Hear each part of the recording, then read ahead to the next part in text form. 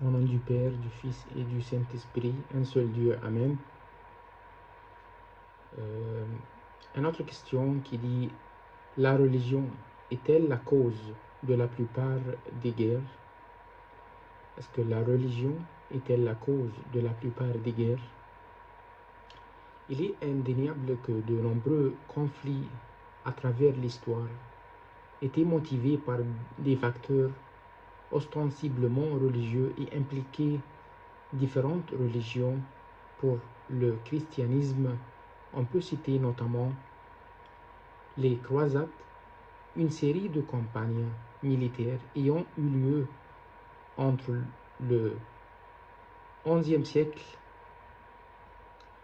et le XIIIe siècle, dans le but affiché de reconquérir la Terre sainte, envahie par les musulmans, et de secourir l'Empire byzantin.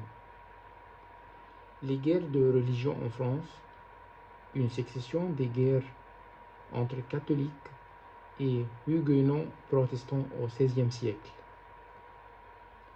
La guerre de 30 ans, une autre guerre entre catholiques et protestants au XVIIe siècle en Allemagne actuelle. Cette liste n'est pas exhaustive. On peut ajouter la rébellion de Tebing et le conflit nord-irlandais.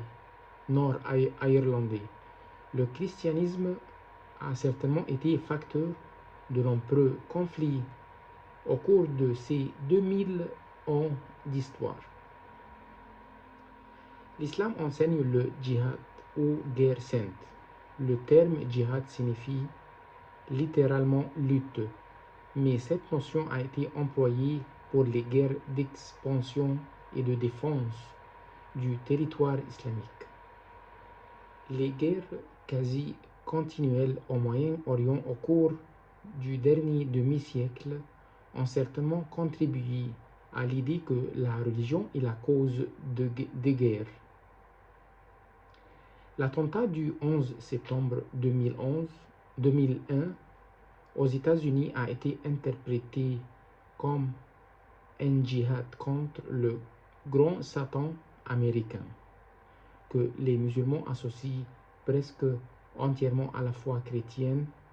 Dans le judaïsme, les guerres de conquête ordonnées par Dieu et racontées dans l'athée, surtout dans le livre de Josué, ont permis à son peuple de prendre possession de la terre promise. Il est évident que la religion a joué un rôle dans beaucoup de guerres de l'histoire humaine, mais cela prouve-t-il l'argument de ces critiques qui affirment qu'elle est qu'elle-même la cause de ces guerres? La réponse est oui et non. Oui, et dans le sens où une cause secondaire, la religion a été le motif, du moins apparent, de nombreux conflits. Mais non dans le sens où elle n'est jamais la cause première de guerre. Pour démontrer cela, il suffit de regarder l'histoire du XXe siècle. Tout s'accorde pour dire qu'il a été un des plus sanglants de l'histoire humaine, avec deux guerres mondiales qui n'avaient absolument rien à voir avec la religion. L'Holocauste juif et les révolutions communistes en Russie, en Chine, en Asie du Sud-Est et à Cuba, qui ont causé tout ensemble entre 50 et 70 millions de morts, voire jusqu'à 100 millions, d'après certaines estimations. Ces conflits et génocides ont tout en commun une nature idéologique, non religieuse. On pourrait facilement démontrer qu'à travers l'histoire humaine, plus d'hommes sont morts à cause d'idéologie qu'à cause de religion. L'idéologie communiste implique la domination. L'idéologie nazie l'élimination des races inférieures. Ces deux idéologies ont fait des millions de morts à elles seules, tout à fait indépendamment de la religion. Le communisme est même une idéologie athée par définition. La religion et l'idéologie sont des causes secondaires des guerres. La première cause de toutes les guerres est le péché. Voyons les passages bibliques suivants. D'où viennent les conflits et d'où viennent les luttes parmi vous? N'est-ce pas de vos passions qui combattent dans vos membres? Vous désirez et vous ne possédez pas. Vous êtes meurtrier et jaloux. Et vous ne pouvez rien obtenir. Vous avez des luttes et des conflits. Vous ne possédez pas parce que vous ne demandez pas. Quand vous demandez, vous ne recevez pas parce que vous demandez mal, dans le but de satisfaire vos passions. C'est écrit à Jacques 4, de 1 à 3.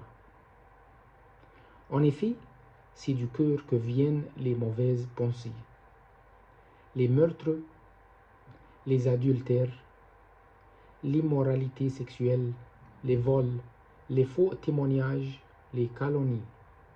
C'est écrit à Matthieu 15, 19.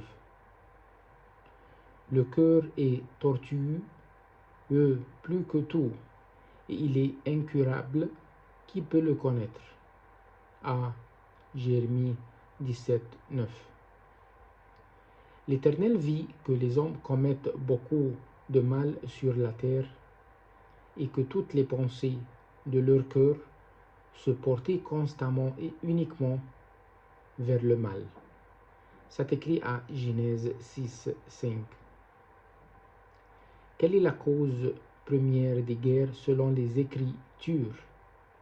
Nos cœurs mauvais.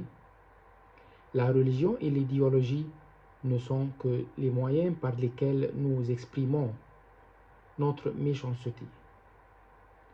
Pensez comme beaucoup d'athées que pour créer une société plus pacifique, il suffit de faire disparaître notre besoin non pratique de religion, relève d'une vision erronée de la nature humaine. L'histoire humaine nous apprend qu'en retirant la religion, quelque chose d'autre la remplacera, ce qui n'est jamais positif. La vérité est que la véritable religion est un frein à la méchanceté de l'humanité déchue, sans lequel le mal et le péché surabonderaient.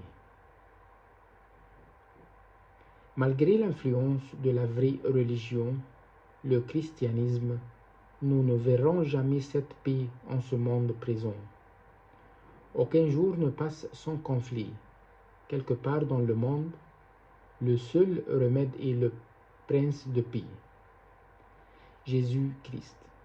Quand il reviendra, comme il l'a promis, il mettra fin à l'ère actuelle et établira une paix éternelle.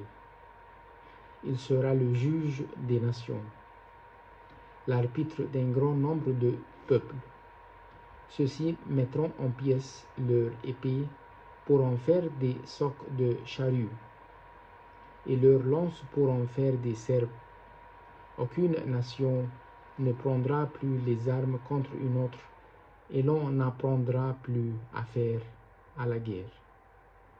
C'est écrit à Ésaïe 2, 4. Gloire à Dieu. Amen.